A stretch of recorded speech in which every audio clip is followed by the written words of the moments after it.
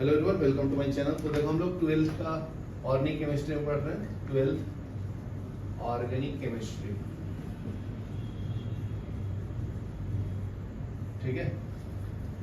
तो 12th organic chemistry में हम लोग chemical properties of aldehyde and ketone पढ़ रहे थे, right. Chemical properties of aldehyde and ketone ठीक है। तो अभी नेक्स्ट है अपना chemical reaction, Wolff Kishner reaction, Wolff-Kiesler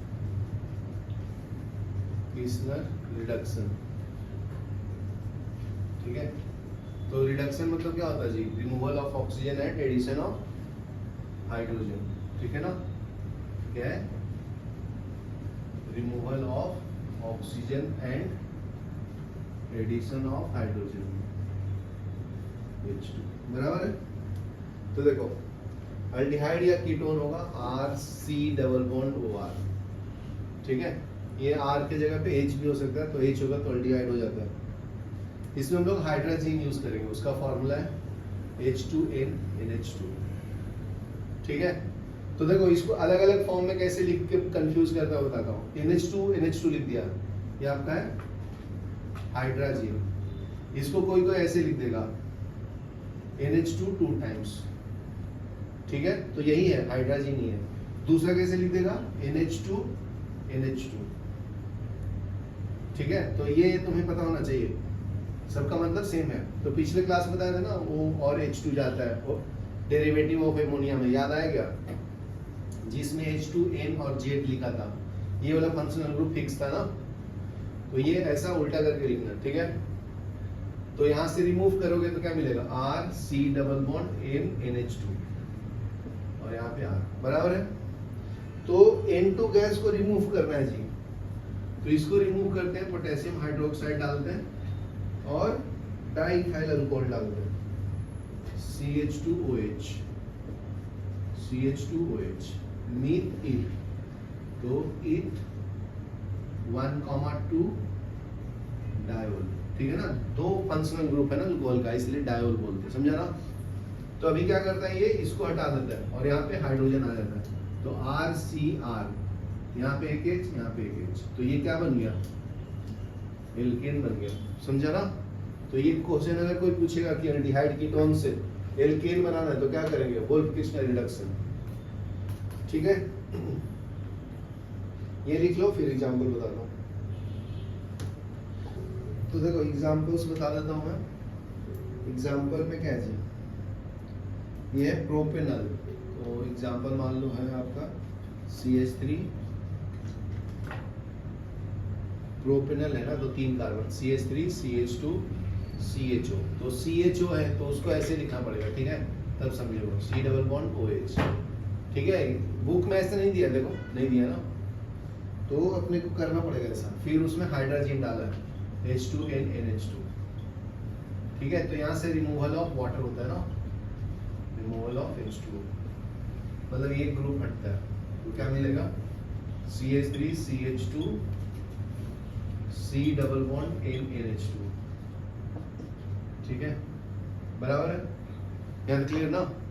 तो फिर क्या डालूंगा इसको हटाने के लिए, बताओ? KOH और 1,2 इथेन डायोल, ग्लाइकोल, जिसको कॉमन नेम ग्लाइकोल भी है, ठीक है। इसका नाम क्या है? हाइड्रोजन, और ये वाले पूरे कंपाउंड को हाइड्राजोन बोलते हैं, हाइड्राजोन। ये समझो।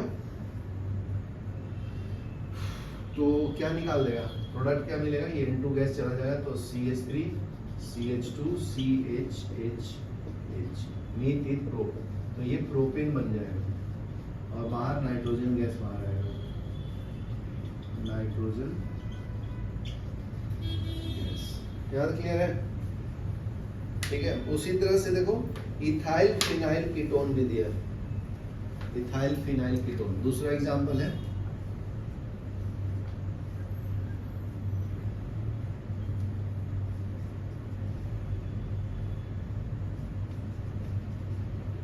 ये हो गया आपका इथाइल, इथाइल ये हो गया फिनाइल कीटोन, इसमें डालते हैं हाइड्रोजन H2NNH2, ठीक है। तो ये O और H2 जाएगा,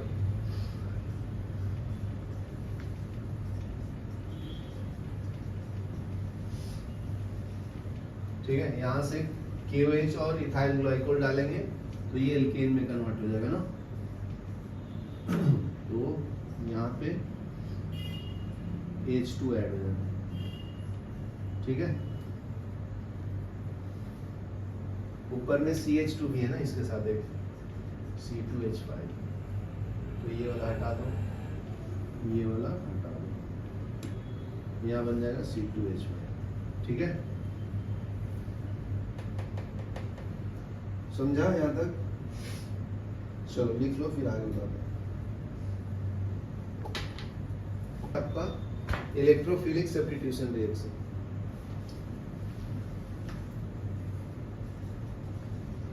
इलेक्ट्रोफिलिक सब्स्टिट्यूशन रिएक्शन।